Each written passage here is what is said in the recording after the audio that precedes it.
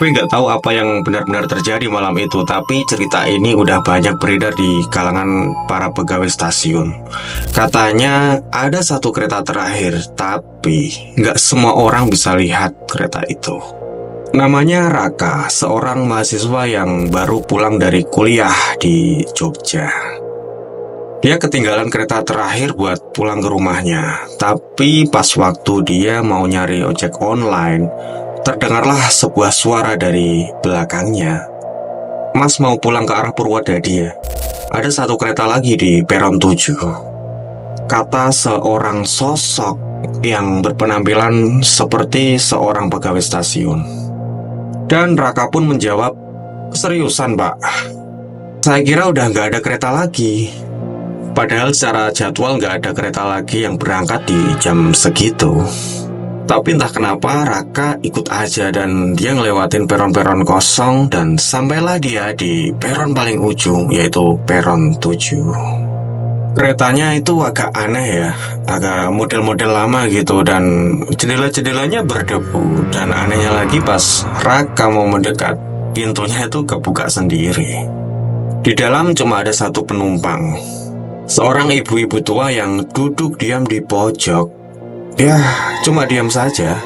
Permisi bu, apa ini betul kereta ke Purwodadi ya? Raka nyeletuk bertanya kepada ibu tersebut. Tapi jawaban si ibu ini agak aneh ya. Dia menjawab, semua orang akan pulang ke tempatnya masing-masing. Ya, mendengar jawaban itu Raka terus kayak senyum kecil kikuk gitu ya. Terus dia ya duduk aja dan tapi sambil dia melihat dan memperhatikan si ibu tersebut. Ketika dia sedang memalingkan wajahnya, ibu itu kayak semakin mendekat begitu. Tapi anehnya nggak ada suara apapun gitu loh.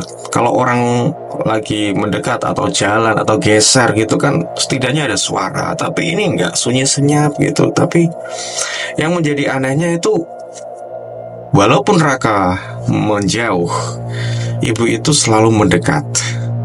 Dan singkat cerita, kereta pun berjalan. Tapi ada suatu rasa aneh yang dirasakan oleh Raka ya, ketika kereta tersebut nggak melewati tempat-tempat yang biasa dia lalui gitu. Tampak suasananya di luar kereta itu sangat gelap, serta diselimuti kabut tebal, kayak ada sesuatu yang aneh. Dalam hati dia bertanya, kok lewatnya hutan-hutan gini ya? Biasanya kan lewat kota gitu. Tiba-tiba lampu kabin mati dan suasana jadi gelap total dong. Dan terdengar ada sebuah suara nafas yang berat dari belakang leher Raka. Raka terus panik, agak panik dia. Dan secara nggak sadar dia nyebut, ibu, itu kamu bu? Kamu apa bukan? Begitu ucapnya. Tapi pas saat dia memperhatikan lagi ya, kursi yang semula ditempati oleh ibu tersebut kosong. Ibu itu udah nggak ada lagi. Tapi bekas-bekas yang dia dudukin masih ada. Kan ada bekasnya ya ketika sebuah kursi ataupun tempat duduk itu berdebu banget. Dan habis diduduki seseorang pasti meninggalkan sebuah jejak. Kereta berhenti mendadak, tapi bukan di stasiun, melainkan di sebuah jembatan tua yang seperti udah lama nggak kepakai.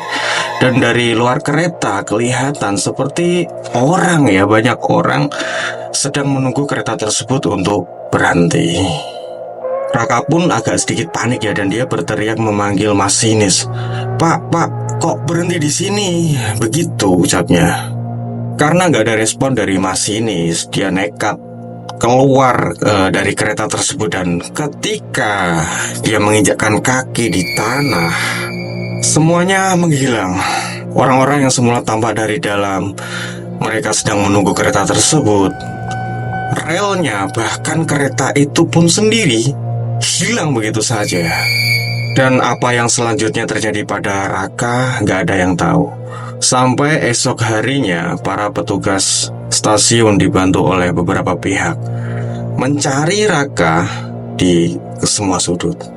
Dan akhirnya ditemukanlah Raka di dekat rel tua yang sudah sangat lama sekali nggak kepakai. Ketika dia mulai tersadar dan ditanyai oleh para petugas stasiun, dia cuma menjawab sambil gemeter, jangan pernah naik kereta dari peron 7. Para pegawai stasiun terus agak bengong karena mereka tahu Hanya ada 6 peron di stasiun tersebut.